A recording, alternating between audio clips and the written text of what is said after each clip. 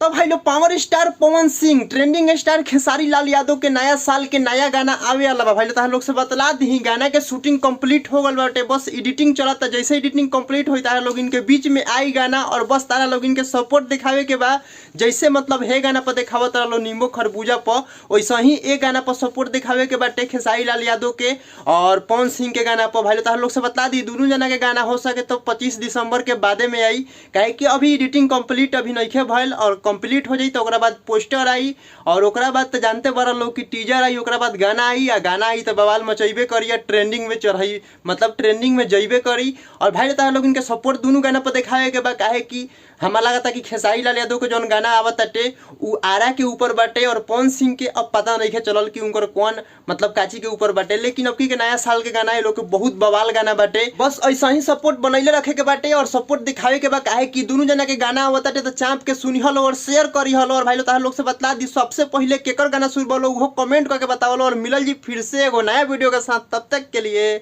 By by. एक तो लाइक और शेयर ठोक दीजिए, महाकाल का दबा के लाइक और शेयर ठोक दीजिए।